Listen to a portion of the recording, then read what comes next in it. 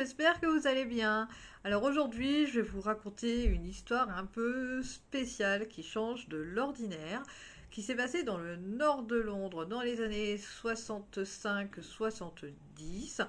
Alors elle est vraiment tirée de faits réels. Je vais vous raconter une histoire de vampire. Euh, Entre nous, ça paraît juste complètement farfelu.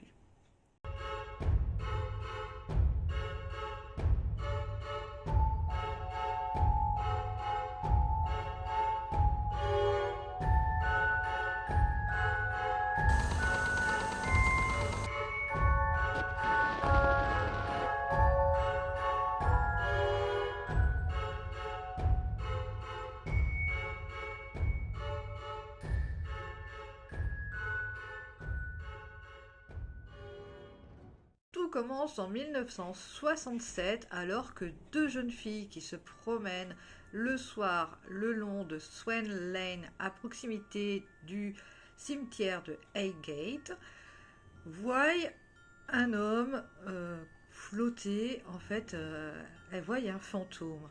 Alors, ça commence à paraître vraiment extraordinaire et on commence à en parler.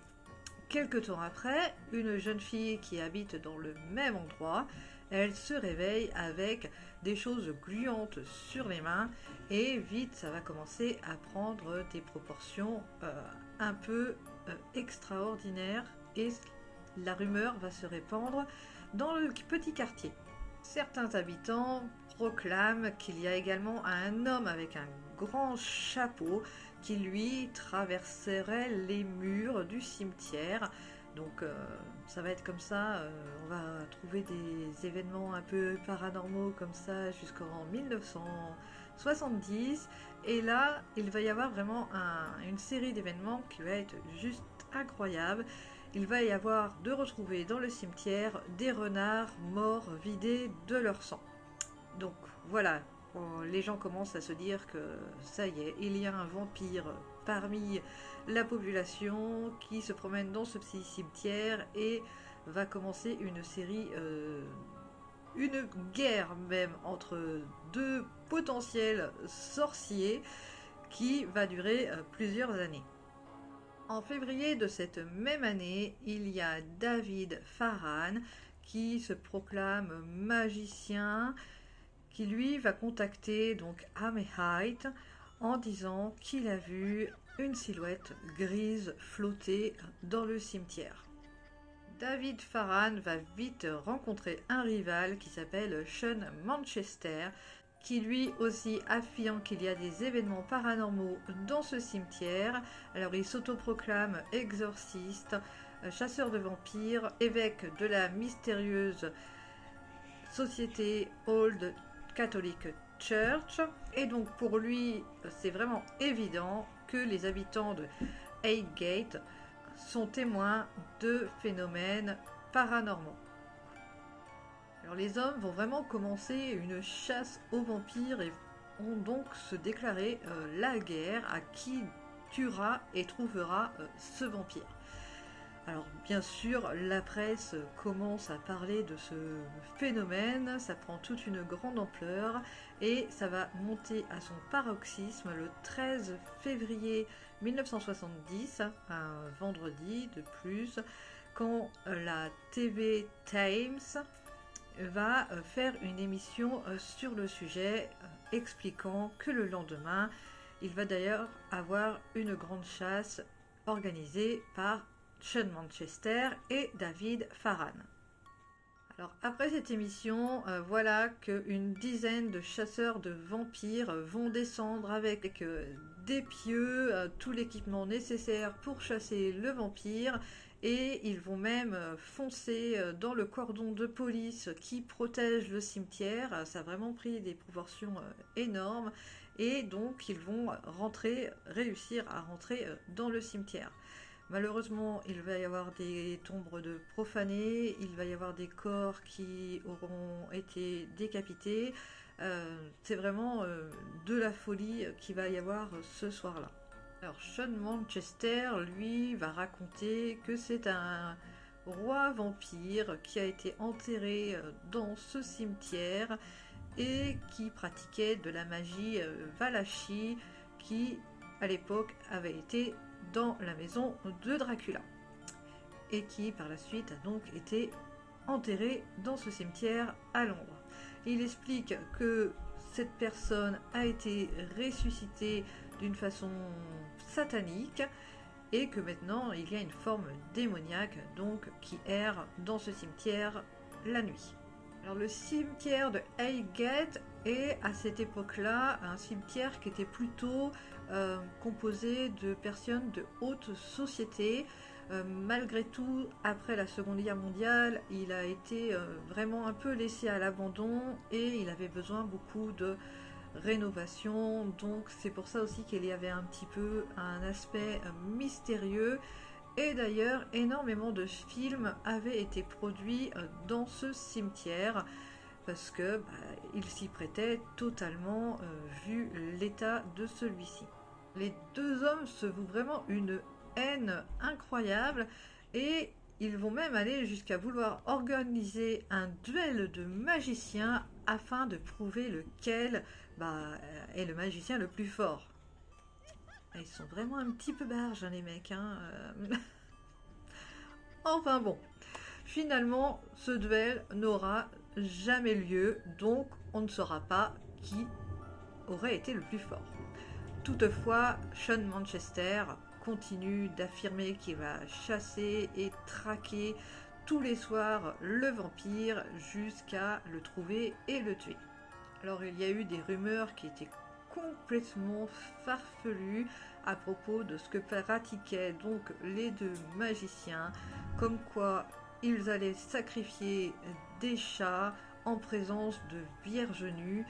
Et voilà que lorsque le chat d'un des habitants disparut, la fondation des animaux donc se mit à enquêter parce que voilà, c'était pas normal qu'on veuille crucifier des chats. Et c'est tout, oui, c'est pas normal. En août, David Farran, lui, s'est fait arrêter parce qu'il avait donc des pieux sur lui et des crucifix. Et on l'a donc accusé d'avoir profané des tombes. Il a donc également été accusé d'avoir sacrifié des animaux et voilà, il a donc été condamné. Alors cette histoire prit fin officiellement en 1973 quand Sean Manchester affirma qu'il avait tué le vampire en lui mettant un pieu dans la poitrine dans la maison de Dracula qui se situe près de Crouch End. On aurait pu croire que cette histoire s'arrêterait là, mais depuis donc plus de 50 ans, on en parle encore, ça fait maintenant rire les gens, mais cependant, jusqu'en 2019 où malheureusement David Farran décéda, les deux hommes ont continué à se vouer une haine horrible et à continuellement s'envoyer des messages et voilà, c'était vraiment un vrai sujet de dispute entre ces deux hommes et ça semble juste hallucinant quoi. Alors, il y a eu 2 livres donc de faits sur le sujet, un par Sean Manchester, The Highgate Vampire en 1985 et un second qui a été fait par David Farran, B1 The Highgate Vampire en 1991. Là encore, vous voyez les titres du livre, ça se ressemble énormément. Alors, tout ça pourrait ressembler à un film et vous auriez raison parce que il y a eu donc un film qui a été inspiré de cette histoire, donc Dracula AD qui est sorti en 1972.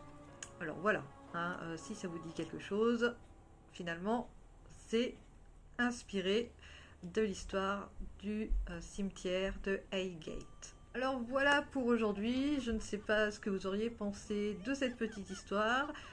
Moi je l'ai trouvée, quand je suis tombée dessus, ça m'a fait doucement sourire Euh, Surtout que voilà, c'est des faits quand même qui se sont réellement passés à Londres. Il y a des articles de journaux qui le prouvent, qui en parlent. Euh, alors, est-ce qu'il existait vraiment un vampire dans ce cimetière? Perso, j'ai beau croire en beaucoup de choses, mais je ne pense pas. Ont-ils eu affaire à des événements paranormaux qui leur ont fait penser qu'il y aurait un vampire? Voilà, pourquoi pas, mais je pense qu'il y a surtout eu un très grand dénouement suite aux rumeurs de présence paranormale. Et vous savez comment que ça se passe, hein, les on-dit, et puis ça prend des proportions.